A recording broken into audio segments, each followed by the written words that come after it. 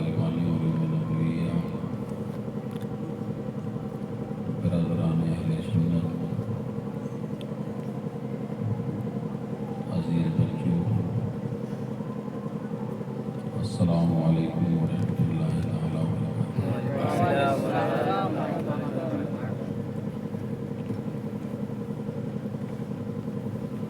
الحمدللہ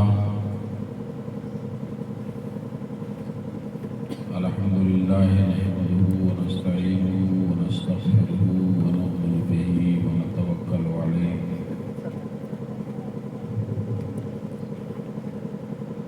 ونعوذ باللہ من شرور انفسنا ومن سیئات اعمالنا، من یهده اللہ فلا مضل له ومن يضلله فلا هادي له، ونشهد أن لا إله إلا الله وحده لا شريك له،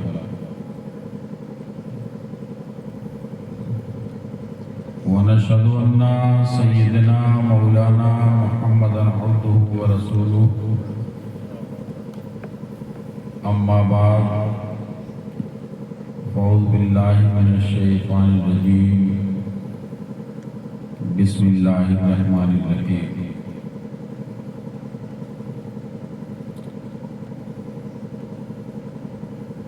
فانكحوا ما طاب لكم من النساء، صدق اللہ مولانا العظیم وصدق رسوله النبی الامین الکریم، ونحن على ذلك لمن الشاهدين والشاكرين، والحمد لله رب العالمين۔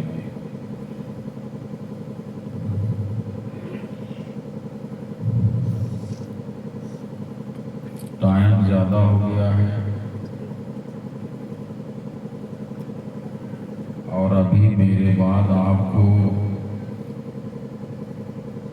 اور بھی اہم خطاب سماعت کرنا ہے، اس لیے تھوڑی دیر کی خاطر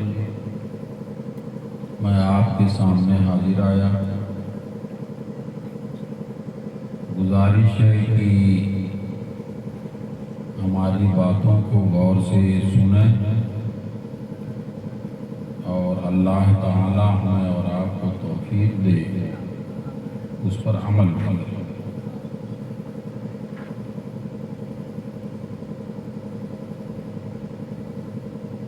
آئیے کچھ سننے اور سنانے سے قبل ہم اور آپ مل کر آقائے نامدار، مدینے کے تاجدار، دونوں عالم کے مالک و مختار، حبیب پروردگار جناب احمد مصطفیٰ محمد مصطفیٰ صلی اللہ تعالیٰ علیہ وسلم کی بارگاہ میں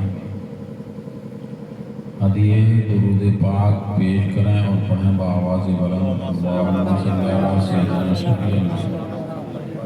حبیبنا مولانا محمد بارک وسلم، صلاۃ و سلام علیک یا رسول اللہ صلی اللہ تعالیٰ علیہ وآلہ وسلم۔ حضرات محترم،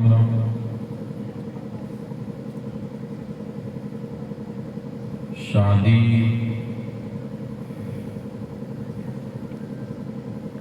یا نکاح کرنا کرانا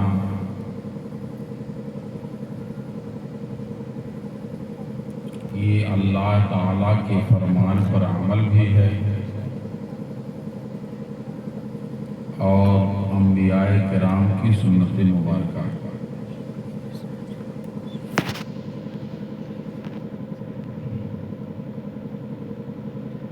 بہت سارے انبیاء کرام دنیا میں تشریف لائے، انہوں نے نکاح خود اپنا بھی کیا اور اپنے بیٹے اور بیٹیوں کا بھی کیا۔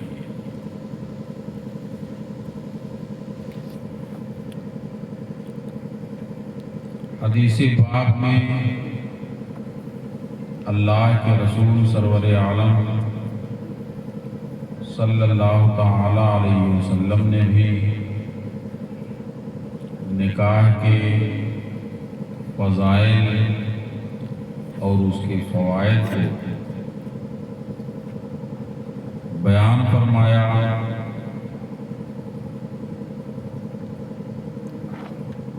حدیث شریف میں اللہ کے رسول سرور عالم صلی اللہ تعالی علیہ وسلم نے ارشاد فرمایا، یا معاشر الشباب من استطاع منکم الباءۃ فلیتزوج فإنه أغض للبصر وأحسن للفرج ومن لم يستطع فعليه بالصوم فإنه له وجاء۔ اللہ کے رسول کریم رؤوف و رحیم حضور سرور عالم صلی اللہ علیہ وسلم نے ارشاد فرمایا کہ اے نوجوانوں کی جماعت، تم میں کا جو شخص شادی کی ضرورتوں کو پورا کر سکتا وہ نکاح کر لے، اور فائدہ اللہ کے رسول نے بتایا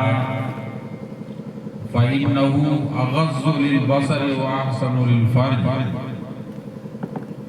کیونکہ نکاح کر لینے سے نگاہیں جھک جایا کرتی ہیں اور شرمگاہوں کی حفاظت ہو جاتی ہے۔ یعنی جب آدمی نکاح کر لیتا ہے تو جذبات کا ہنگامہ اور نگاہیں جو ادھر ادھر بھٹک جایا کرتی ہیں، تو چونکہ اس کے جذبات کو جائز طریقے سے تسکین حاصل ہو جاتی ہے، اس لیے اب اس کی نگاہیں جھک جاتی ہیں۔ جس طرح پہلے بہک جایا کرتی تھی اب وہ بات نہیں رہ جاتی۔ اور دوسری چیز اللہ کے رسول نے فرمایا وَأَحْسَنُ لِلْفَرْجِ، اور نکاح کرنے سے شرمگاہ کی حفاظت ہو جاتی ہے، یعنی وہ گناہوں کے ارتکاب سے بچ جایا کرتا ہے۔ آگے اللہ کے نبی نے فرمایا وَمَن لَّمْ يَسْتَطِعْ فَعَلَيْهِ بِالصَّوْمِ، اور جو شخص نوجوان تو ہو لیکن نکاح کرنے کی طاقت و قدرت نہ رکھتا ہو، یعنی اتنا غریب اور مسکین ہو کہ وہ بیوی کے مہر اور خرچ کو نہ اٹھا سکتا ہو، تو اللہ کے رسول نے اس کے لیے فرمایا کہ وہ روزہ رکھے، اس لیے کہ روزہ یہ نفس کے لیے توڑ ہے، نفسانی خواہشات اس سے مردہ پڑا ہے۔ تو نکاح یہ سنت انبیاء کرام ہے، نکاح تو کرنا ہی چاہیے، لیکن نکاح کہاں کرنا ہے اس کا انتخاب کرنا سب سے اہم مسئلہ ہے، کہ کس لڑکی سے نکاح کیا جائے، کس خاندان سے کیا جائے، یہ سب سے بڑا مسئلہ ہے۔ اللہ کے رسول سرور عالم صلی اللہ تعالی علیہ وسلم نے حدیث شریف میں ارشاد فرمایا تنکح المرأۃ لأربعین، کہ کسی عورت سے نکاح 4 چیزوں کی بنیاد پر کیا جاتا ہے، لمالہا، مالداری کی بنیاد پر، کچھ لوگ کسی عورت سے نکاح یہ جہیز کی لالچ میں کیا گیا، اس کا مشاہدہ ہم اور آپ اپنی نگاہوں سے کرتے ہیں۔ اگرچہ نیک خاتون پرہیزگار خاتون ہو، لیکن اگر اس کے والدین مالدار نہیں ہیں، ہم منگنی ہی میں اس کے رشتے کو ریجیکٹ کر دیتے ہیں، کینسل کر دیتے ہیں۔ لیکن اگر مالدار ہو بچی،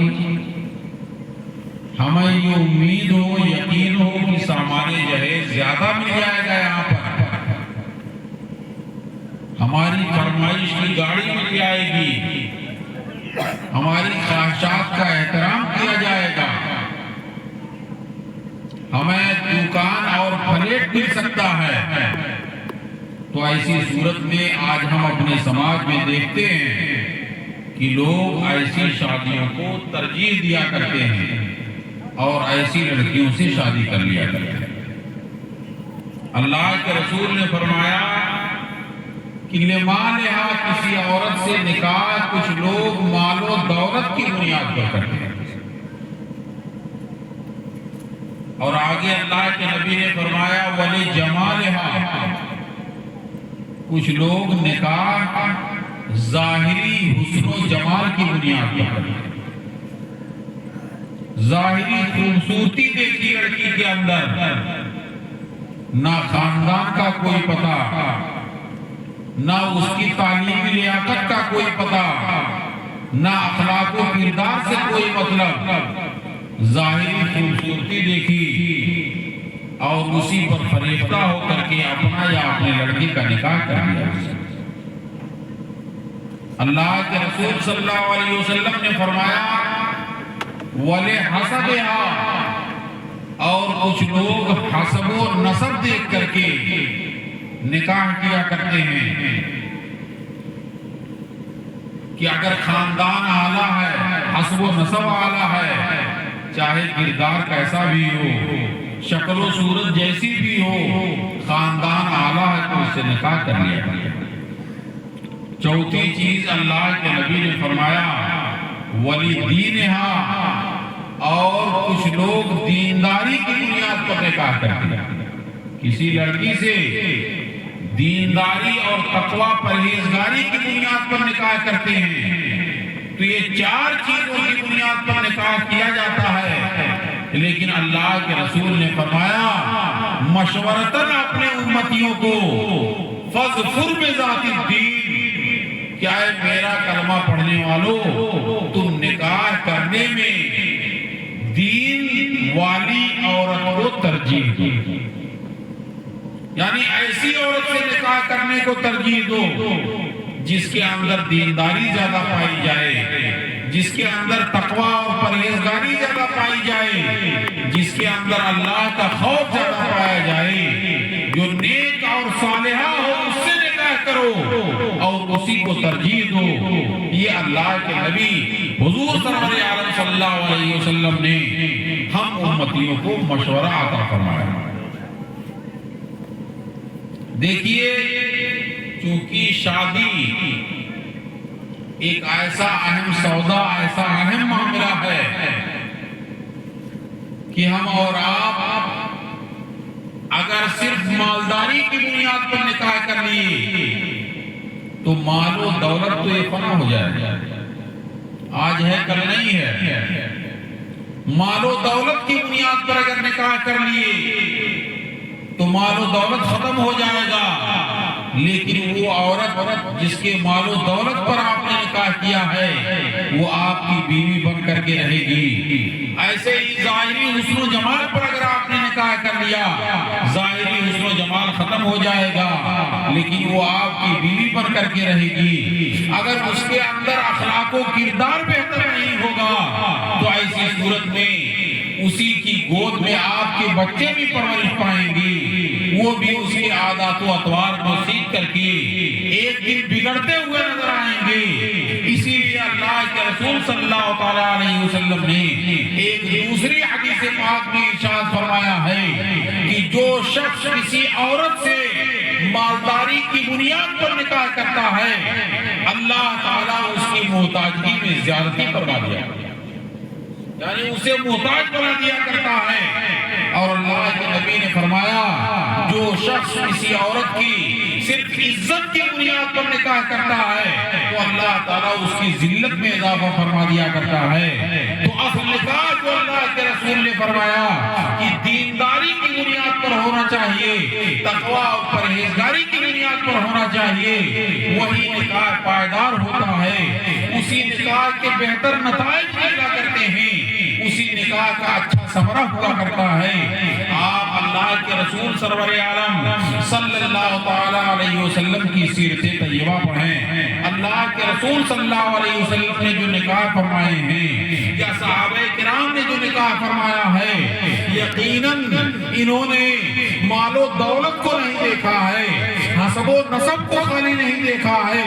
اور نہ ہی انہوں نے حسن و جمال کو خالی دیکھا ہے، بلکہ ان کی نظر اگر رہی ہے تو تقوی اور پرہیزگاری پر رہی ہے، ان کی نظر اگر رہی ہے تو اچھے کردار و عمل پر رہی ہے کہ جس بچی کے اندر انہوں نے اچھا کردار و عمل دیکھا یا جس لڑکے کے اندر اچھا کردار و عمل دیکھا اس لڑکے سے اپنی بچیوں کی شادی کرا دی، اور جس بچی کے اندر اچھا کردار و عمل دیکھا اس سے اپنی شادیاں کر لی، اپنی اولاد کی شادیاں کرا دی۔ ان کی نظر مال پر نہیں تھی، ان کی نظر جو ہے صرف ظاہری حسن و جمال پر نہیں تھی، بلکہ ان کی نظر اگر تھی تو تقوی اور پرہیزگاری پر تھی۔ آپ نے سنا ہوگا واقعہ خلیفہ ثانی حضرت عمر ابن خطاب رضی اللہ تعالی جو دوسرے خلیفہ ہیں، رات کے وقت آپ کی یہ عادت کریمہ تھی کہ رات کے وقت جب لوگ کھانا کھانے کے بعد اپنے گھروں میں آرام کرتے تھے تو حضرت عمر رضی اللہ تعالیٰ عنہ اپنے خادم اسلم کو لے کر کے مدینہ طیبہ کی گلیوں میں گشت لگایا کرتے تھے کہ کہیں ایسا تو نہیں کوئی پریشان حال ہو اور اس کی خبرگیری نہ ہو۔ اسی مقصد سے ایک شب آپ اپنے خادم کے ساتھ گشت فرما رہے تھے، اتنے میں ایک مکان سے آواز آتی ہے کہ بیٹی دودھ کے اندر پانی ملا دیا۔ ماں ایک بیٹی سے کہہ رہی ہے کہ بیٹی دودھ کے اندر پانی ملا دو۔ بیٹی نے انکار کیا اور کہا ماں مجھ سے یہ نہیں ہو پائے گا کہ میں امیر المومنین کے سامنے ان کی فرما برداری کا اقرار کروں اور پیٹھ پیچھے ان کی نافرمانی کروں۔ ماں نے کہا کہ بیٹی اس تاریک رات میں امیر المومنین کوئی دیکھنے کے لیے نہیں آ رہے ہیں کہ تم فرما برداری کر رہی ہو کہ نافرمانی کر رہی ہو، دودھ کے اندر پانی ملا رہی ہو کہ نہیں ملا رہی ہو۔ بیٹی نے جواب دیا کہ اے میری مادر محترمہ، اگرچہ امیر المومنین دیکھنے تو نہیں آ رہے ہیں لیکن ان کا رب تو دیکھ رہا ہے۔ حضرت عمر کے کانوں میں جب بیٹی کی اس جواب کی آواز آتی ہے تو آپ سمجھ جایا کرتے ہیں کہ اگرچہ یہ بیٹی یہ بچی ایک جھوپڑے کے اندر زندگی گزارتی ہے، ایک بوسیدہ مکان میں زندگی گزارتی ہے، لیکن اللہ تعالیٰ کے تقوی و طہارت سے اس کا دل گلزار ہے۔ اللہ تعالیٰ کا خوف اس کے اندر پایا جاتا ہے، اللہ کا تقوی پایا جاتا ہے، پرہیزگاری پائی جاتی ہے۔ آپ نے اپنے خادم اسلم سے کہا